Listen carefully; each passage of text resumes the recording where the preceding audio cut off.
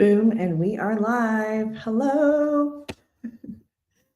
Awesome. Thank you so much. I am super excited about today's episode. For those who are not familiar, the CityClips show is all about business and tech in North Florida, and we have a daily newsletter. And we also love to feature local influencers, leaders, partners in the North Florida area that's focused on entrepreneurship, business, and tech. So I'm super excited to have May Wang today.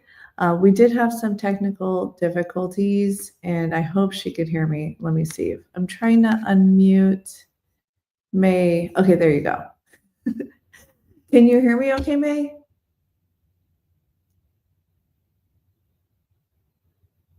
It looks like it's frozen. I know the connection over there for some reason has been having issues, but let me see. We might have to.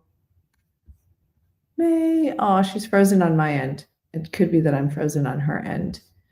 Let me see on this side. Okay, she hopped off and then she's going to rejoin again. It's funny how technology works because the first 30 minutes of our pre-show prep, no issues. And then, of course, it's happening now during the live. So anyways, while she hops off and hops back on, I'm going to go ahead and just make sure that I have everything all set. Everything else is good. Like, Happy New Year, guys. This is my first live for 2026. And this is basically oh, there she is. Yay. Hello. I apologize. Oh, that works. That totally works. Perfect. I'm using my phone now, so. Oh, yeah. That, like, we've had to do that with other episodes. So I'm so glad it works. And I can hear you well and I can see you well. And it looks like there's no lag. Oh, perfect. I mean, we have a mag lab here in FSU, so there can be magical things happening. So I'm glad I used the phone. It's true. I'm so glad. Yeah, you can set it like wherever you're comfortable. There's time, and then I was actually going to try to, while there was time, I was going to try to see if I can. Yeah. So here, let me go ahead and just give a quick intro for those who are not familiar with May. And this is basically, now we are at 105 episodes. We are celebrating 100 lives. And for those who haven't heard, we're having a ribbon cutting and a little celebration at Domi tonight. So please try to catch our ribbon cutting at 4:30. And if you're running late, it's fine because we're still going to stay after. And for Domi's Innovation Libations event, which is a happy hour from 5:30 to 7:30-ish. And yeah, we're going to have food, drinks, good time with people and celebrate entrepreneurship for 2026. So hope to see you there. And so May Wang, she is Student Engagement Program Coordinator at Moran College of Entrepreneurship at FSU, where she leads initiatives and programming that connects students with real-world entrepreneurial opportunities and competitions. She's a key contact for student engagement efforts and supports entrepreneurial experiences that prepare the next generation of founders. So thank you so much, May, for joining us today. Thank you, Julia, for having me. And really, how we met was just being in this, like, several events together. Like, we kept bumping into each other and eventually we got introduced. And then this one event at Domi, we happened to be at the same happy hour. You introduced me to a really awesome entrepreneur, and I hope to have him on the show. But you also connected me to some student entrepreneurs, and I was like, wow, I'm blown away by what these students are working on. And so before we dive into what you're doing with the Student Engagement Center, I wanted to talk about your story and how you ended up at FSU.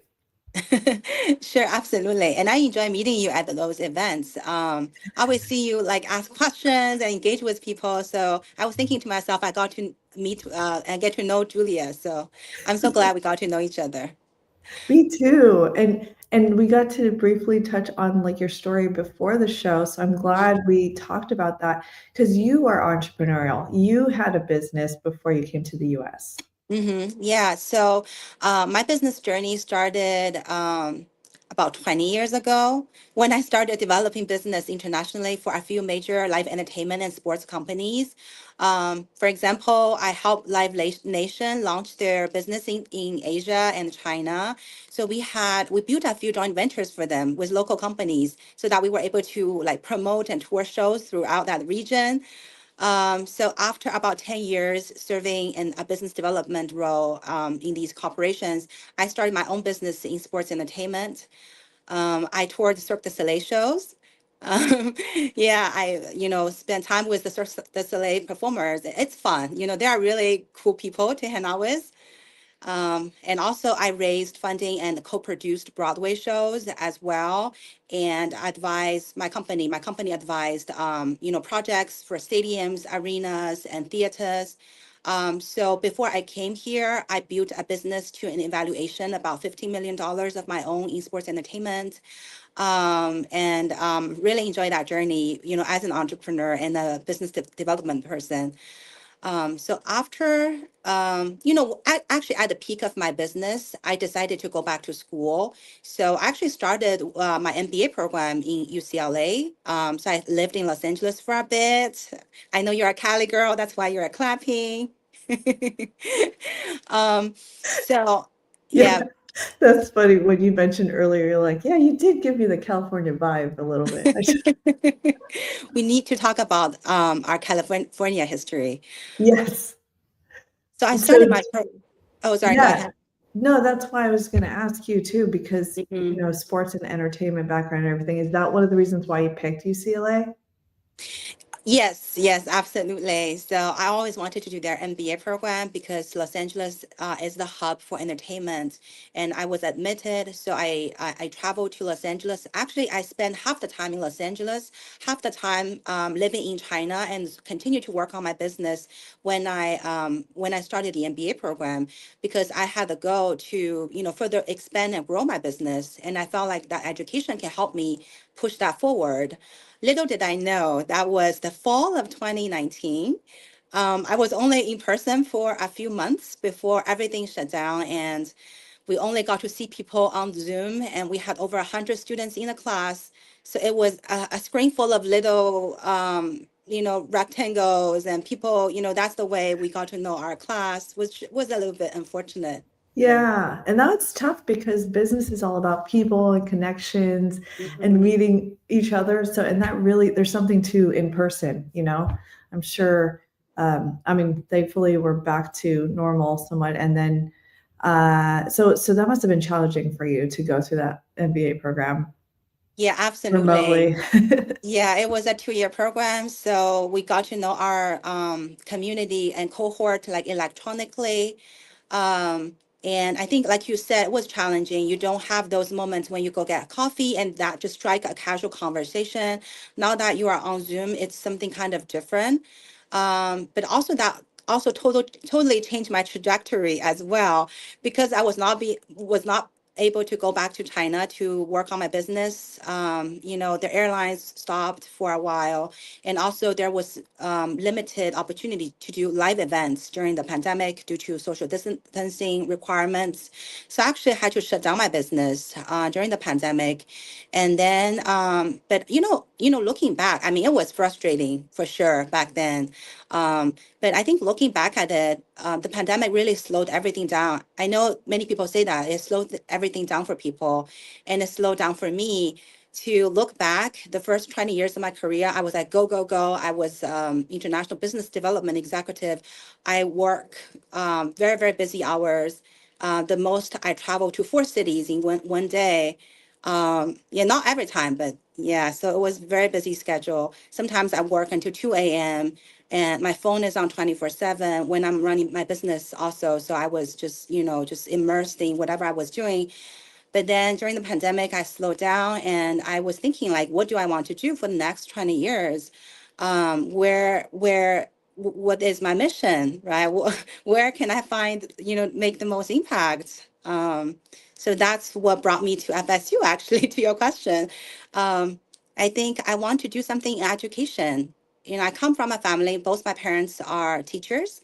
were teachers before they retired. And I think, okay, let me be an educator and I can help students and the next generation be successful in business and in entrepreneurship. But back then I didn't know, you know, like what that means, to work, to make an impact or have a role in higher education. So my direct thought was, okay, I'll get my PhD and then I can teach students. I'll be a professor. Maybe that's the best way to help people. So I was very lucky. FSU has the nationally ranked #1 program in sport management, which is aligns with my background, working in sports entertainment. So I got accepted into the PhD program, and I started here in Tallahassee in 2021.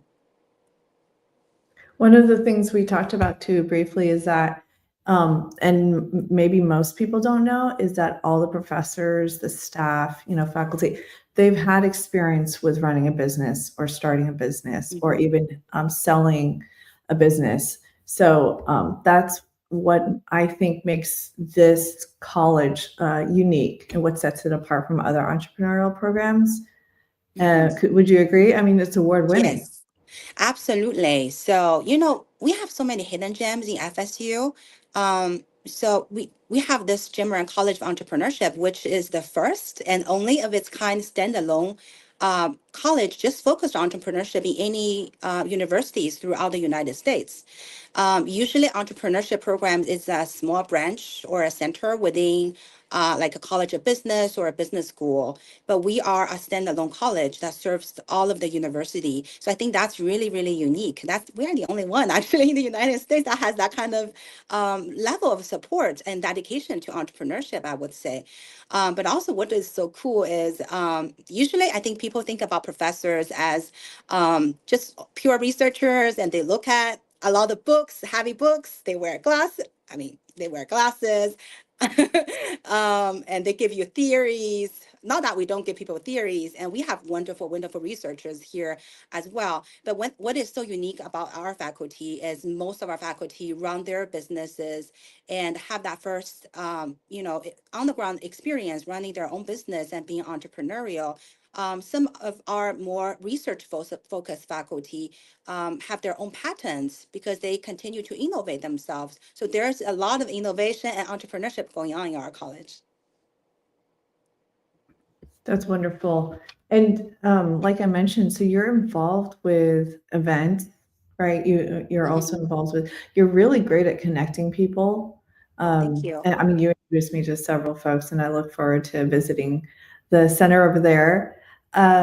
So what's coming up? Like, what are some exciting things that you feel like has been very effective for your students? Sure, we have a lot going on every year, every semester. Last year, we had over 100 events for students, whether it's idea pitching competitions, maybe it's, workshops, grant applications, law clinics. We run a lot of programming together with our event and marketing department to deliver that whole experience to students. And we also stagger them into different targets. For example, oh, thank you for that webpage. Yeah, the best way to find out about what we do and all the events and resources that we offer to students is on our website. I do want students to know, I think there's a misconception that because we are a standalone college and we do have an undergraduate program, we have a master's program, and we are about to have a PhD program in entrepreneurship rolling out this year as well. But there is a misconception that we only focus on our own students who are in our college. That's not true. I think of ourselves as the treasure island in FSU that hopefully connects all the other colleges and support all 40,000 students in FSU. They can be engineers, they can be artists, they can be musicians. We support all of their entrepreneurial drives. They can be a nursing major, they want to start their own practice, and we support them as well. So we try to be a resource to support an entrepreneurial university on a broader scale. That's why we have so many of these events And also, I was trying to mention that our events are purposeful.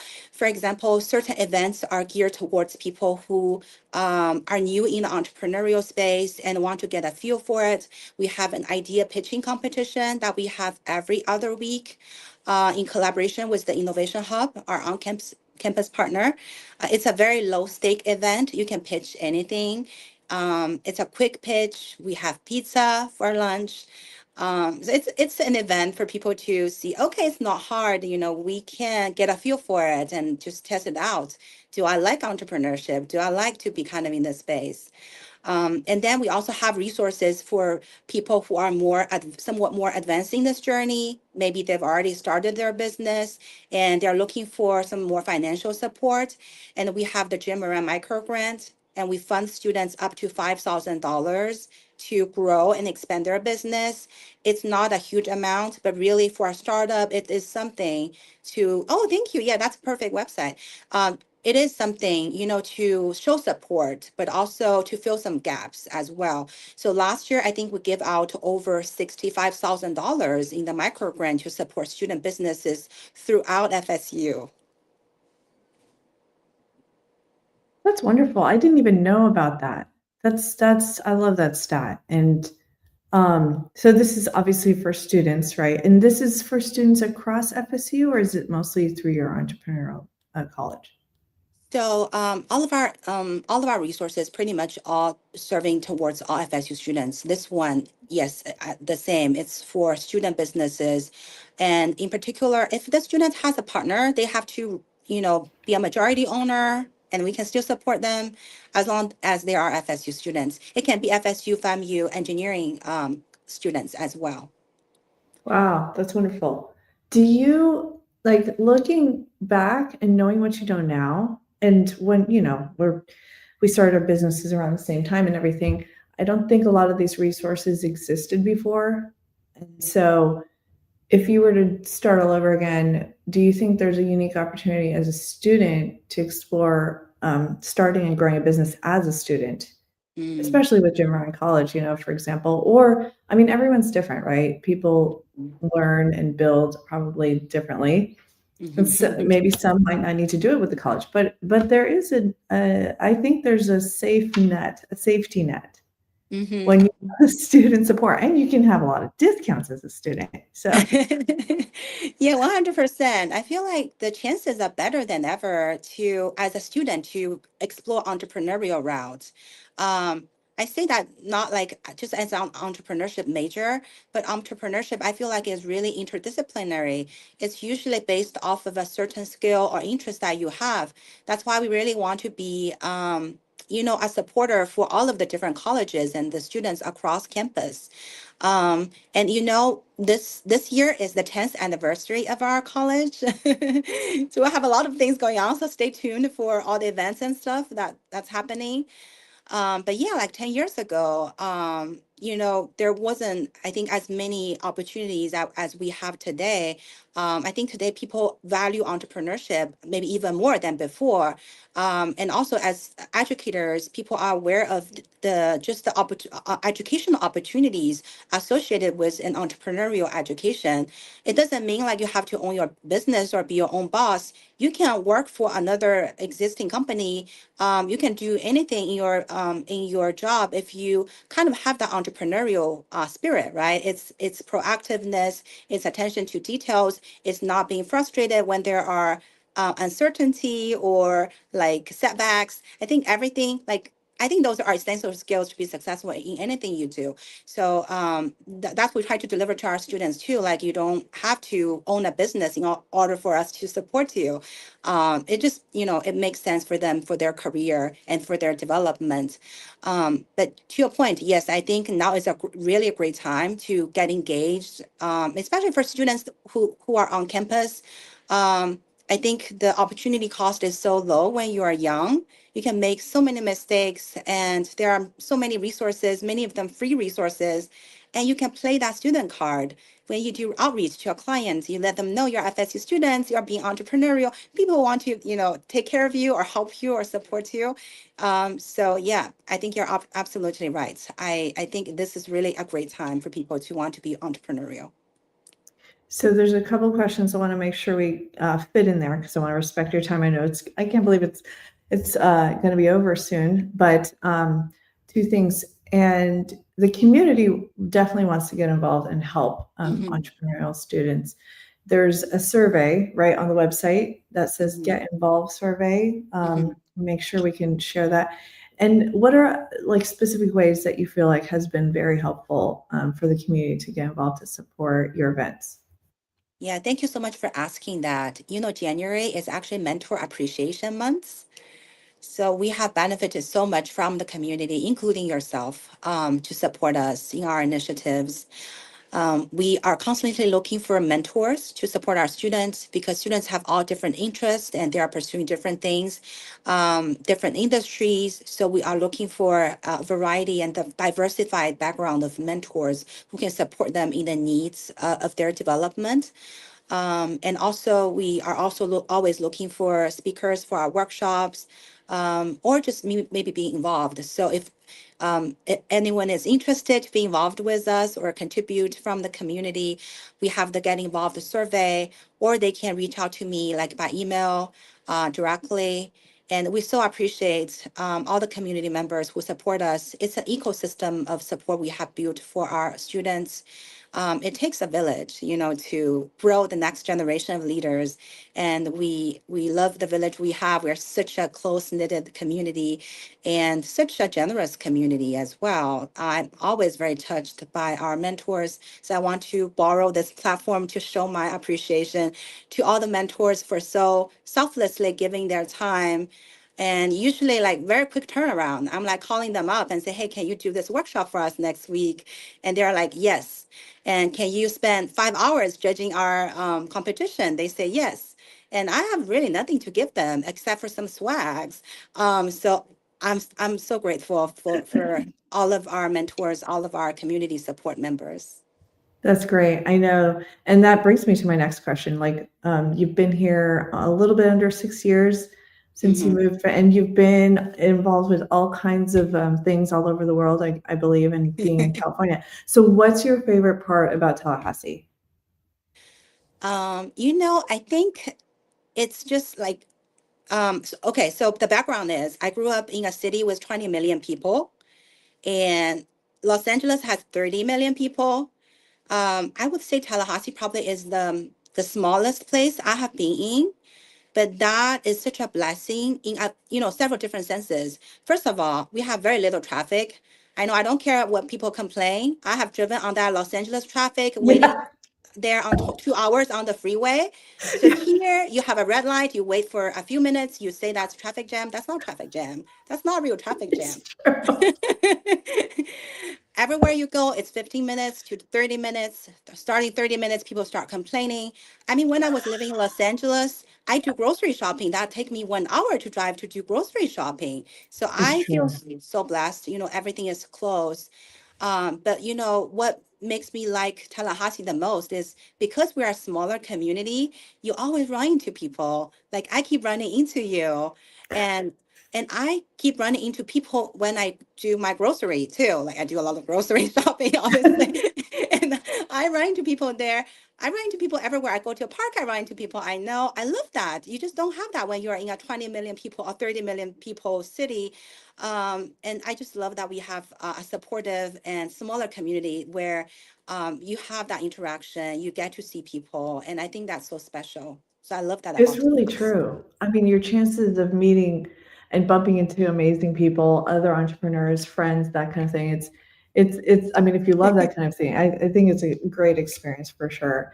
And I would love for us to end with words of wisdom from May Wang and to other entrepreneurs out there, student entrepreneurs, especially since you've hit bumps along the way. I feel like you've reached a point in your career where you're really happy And we're happy to have you here in Tallahassee. And yeah, so go ahead and conclude the show with your words of wisdom. Thank you. Always, I guess, to not be sloppy when you go shopping or on this, do grocery or whatever, because you may run into people in Tallahassee. Sorry, that was a joke. I really want to say to the student entrepreneurs and any entrepreneurs out there that you are not there alone by yourself. We have a community of support. It can sometimes feel lonely to be an entrepreneur, and there are so many ups and downs and things it's hard to it's hard to discuss with anybody who may not be in the circle. But know you have a community, you have a support system that you can always fall back on and get the strength to keep moving forward and get the wisdom to, continue to be successful. And I like something I heard a little while ago, that there's no success or failure. There's only success and learning. So I think entrepreneurs, we are all in this together to learn and grow. So it's just my like pleasure to be able to be part of this system, to be able to support people, and I find really great pleasure in that. And don't be worried about ups and downs. I built a business to 50 million and I lost it to like ground zero. I'm glad I'm not in debt for that. I know there are entrepreneurs who were in debt because of pandemic or other reasons. So we're all in this together. Don't be afraid. If you're successful, please share that with everybody. And in bad times, we all hold each other together. That was wonderful. And May, this was wonderful. And I'm so glad you have the time to do this. This was such an honor and a privilege. And we need to have coffee. We always bump into each other, but yes, we really need to just meet up and have coffee. I would love to get to know you more. And thank you so much for your time. Thank you, Julie. I really appreciate everything you do. You're making such a great impact in our community. You're such a adhesive for our community as well. So I really appreciate it. Let's make that coffee appointment for the new year. For sure. Thank you so much, May. Hang on tight. And if you need to hop off when I close the show, I understand. Would love to see you guys in the next episode. Let me know. We always hear about how you watched an episode after the fact, and y'all need to connect with May. Thank you so much, guys. See you next time. See ya. Bye.